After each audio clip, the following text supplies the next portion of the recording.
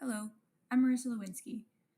My project is called Needing Justice. Before we begin, I wanted to note that I tend to enjoy games and shows that have a bit of a dark undertone to them, so a lot of inspiration from this game comes from other games such as Five Nights at Freddy's, Little Misfortune, and Undertale, as well as anime like Full Metal Alchemist.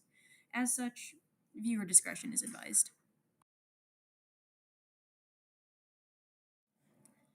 A short synopsis of the game is as follows. In another Earth-like world, a bakery called Adorable Creations stands as a tribute to a child that has since lost their battle to an illness.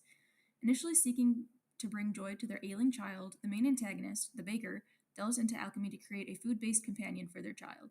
Despite months of treatment, their child passes away, leading the baker to tether their child's soul and shift focus to resurrecting them instead. The bakery's success hides the baker's grim methods of obtaining souls until the item that bound the soul of their child is broken, seemingly rendering the baker's efforts worthless. At this point, the baker disappears, and the player, who is an investigator hired to solve this seemingly simple disappearance, enters the story. The premise of the game itself is rather simple. You are hired to solve the sudden disappearance of a grieving baker. The initial reason you are hired is because the local law enforcement is dealing with other mysterious disappearances, leaving you with the sole responsibility of finding said baker.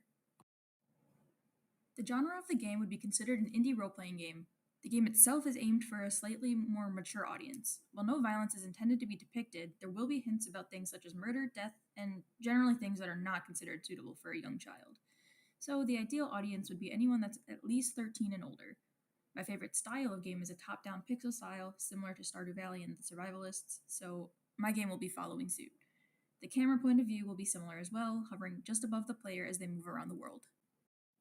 The gameplay loop should be pretty easy to follow. The game relies on the player walking around and interacting with either NPCs, beasts, or objects. Through these interactions, the player could potentially gain information or items that will progress the game along. Sometimes, though, the information that the NPCs give will not do anything at all, and not all objects that are inspected will have items and information that is useful.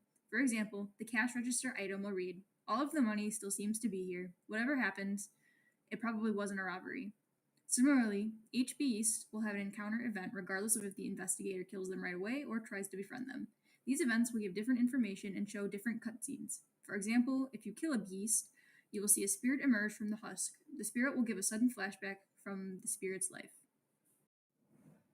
The game is intended to be simpler and easy to figure out how to play. You have the opportunity to interact with other characters and objects that are in the game, with some interactions giving you new knowledge about the situation going on. The important information will be indicated by a small notice stating that it has been added to a notebook. For example, if someone mentions the baker has a relative in town, the player will receive a notification that indicates you should ask others for more information about this relative to figure out where they are. New knowledge will open up different dialogue options, even for characters that the player may have already spoken to before. Some objects will also contain items that can be used to unlock other parts of the map. For example, the player will have to find a key in order to open the baker's office. The game will have several goals that will keep the player engaged. The primary goal will, of course, be solving the disappearance of the baker. The sub-goals will be to collect information, as well as befriend or defeat dough beasts for clues or special events. Moment-to-moment goals will include unlocking the full map, gathering every possible note, even if they're unrelated to the investigation, and I hope to also include achievements for certain actions completed during the run as well. I want to give the player as much feedback as possible. On top of music that is standard for any game, there should also be an auditory cue for when you are walking, and I also want some sort of indicator that you were talking to someone, similar to when Sims speak Simlish, or when you were talking to someone in Animal Crossing. Visually, I want it to be obvious that you can interact with something, and that there is no doubt that you missed it or not. I've been working on a visual that appears when you approach certain objects, such as the door or the counter. My goal would be to have the game be released on Steam. However, there's potential for other platforms to be supported since the graphics are simple pixel style and it would be a rather small game. The controls themselves are pretty basic. Like any game, you'll use W, A, S, and D to move. I personally enjoy using the arrow keys though, so that will also be an option as well. To interact with objects, you will approach and press space, press N to open your notebook, and press I to open your inventory, and for the menu, you'll press Enter. The selling point of this game will be that it looks very cute and innocent, like a basic investigation game, but it will slowly devolve into something much more horrifying. Well, probably not too horrifying, but ultimately it will be a very dark storyline that I cram a lot of lore into. Not only that, but it will be done in a pixel style for those of us that prefer simple pixel style games. And with that, the Needing Justice video game page is complete. Thank you for watching! With the main game pitch complete, here's a backlog pitch complete with a variety of details about the game.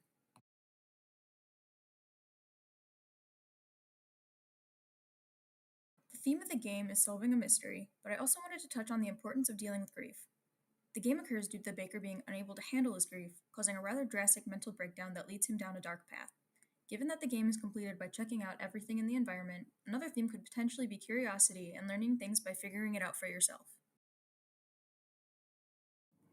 The general mood of the game is meant to be laid back and make the player more curious about what happened.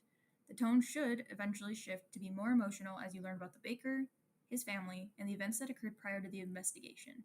These emotions can range from anger, disgust, or simply empathetic depending on how you feel about the baker. Even summarized, the plot of the game is rather long, and going into it might reveal spoilers for anyone who is interested in playing it themselves. So I won't be going into any specifics, especially because the finer details of the story may change as I work on it. The game will start with the player being hired to figure out the disappearance of the baker while the rest of law enforcement agents focus on their own cases. Through talking with other NPCs, the player will learn about a string of disappearances where no bodies have been recovered. So the player is on their own. To start building a case, they start exploring the bakery, Adorable Creations. The player will also have to visit places like the hospital, a local farm where the baker's brother lives, and a library to figure out the layout of the building, and so on. Every location available will be deliberate, and with every clue the player finds, they will be able to put together the missing baker's story. The story that unravels follows key moments in the baker's life, such as how he met his wife, the birth of Marion, what happened after Marion's death, and so on. Eventually, after a long investigation, the baker is apprehended and the bakery is closed for good. A law is also put in place condemning the use of animal souls in alchemy. I have to make more concept sketches of what I want the UI to actually look like, but for now I did make a flowchart of what I have planned. When you start the game, you'll be greeted by a start screen that has 3 options: New Game, Continue Game, and Settings. Settings will, of course, open the Settings tab. When you hit Continue Game or New Game, you start the gameplay. To play, you will have 5 options: Open Inventory to see all the items you've gathered, open Notebook to see all the clues and other information you've gathered, use the spacebar to interact with an object if the player has the eyeball symbol over their sprite, and use WASD to move, or the arrow keys if preferred, and finally the Enter button to open the menu. Opening the menu will have a Save and Quit option. Location-wise, the main hub is going to be Main Street. However, it would make no sense for everything to be on one street, so I plan for the player to be able to call a cab in order to reach places that realistically wouldn't be directly next to a bakery, such as a hospital and the farm. I do plan for the bakery to have at least 2 neighbors surrounding it, whether as filler or with actual tips and salvageable items. The game should not be super large. Most, if not all, laptops and computers should be able to run the game by the time I'm complete with it. The graphics are simple pixel style, and the general size should not be too large. As such, if you have a device that can download Steam, then I'm confident that anyone will be able to download and play this game. The game will not have levels per se, so it doesn't get harder as you progress. This is not a skill-based game. Rather, the player will simply be given new things to look into as they gain information from the environment. I've been working on this layout since Monday, and at the time of recording, it's Wednesday, and so far I have the general bakery layout, as well as some items that you are able to walk up to and interact with. At the moment, the door blocks the way to the baker's office, and eventually a staircase will be added to indicate that there is an upper level. Upon finding the key to unlock the door, you gain access to both the office and the upper level. The cash register will have dialogue, but nothing important will be given upon interacting with this object at any time. I'm still deciding if I want anything to be found in the counter or not. Some ideas that I have so far include a treat that allows you to befriend one of the beasts, a key that opens the office door, and a map that allows the user to eventually find the hidden passage to the basement.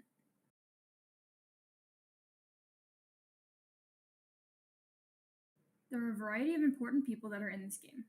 I already mentioned them in some capacity throughout the video, and I'm sure more will be added to the list as I develop the game. But for now, the list is as follows. To begin, we have the investigator, also known as the player character. Because there's no character customization option for this game, the sprite sheet has been shown on this page. Then we have the baker. Currently, his name is Mr. Poland, and his daughter that passed away is named Marion.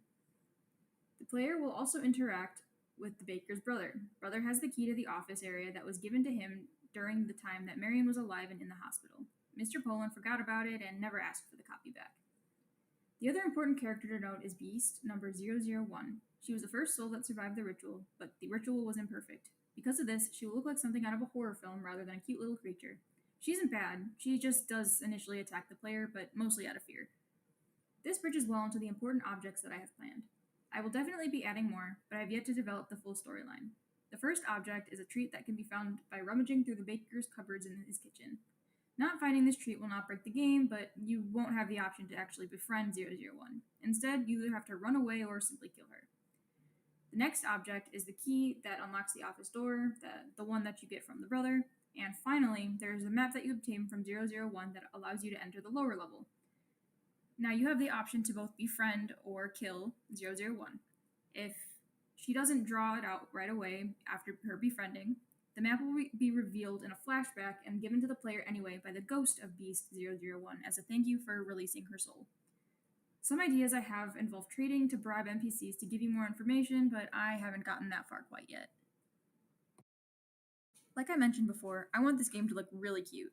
Bright colors, pastels, rounded objects, things you would generally associate with a simple, friendly game.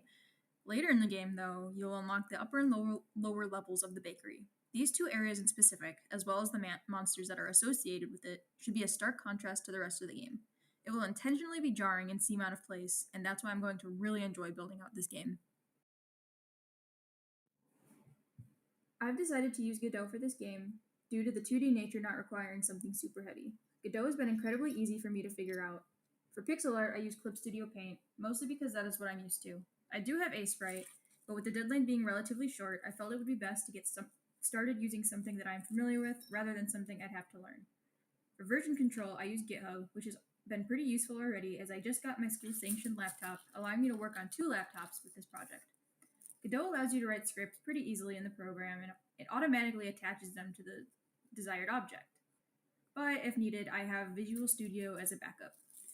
The audio is what I found most challenging, but I noticed that Itch.io offers a range of free assets. I could also choose to use WWise and Logic X Pro, though I've never tried them and would likely take some trial and error to make something that I like.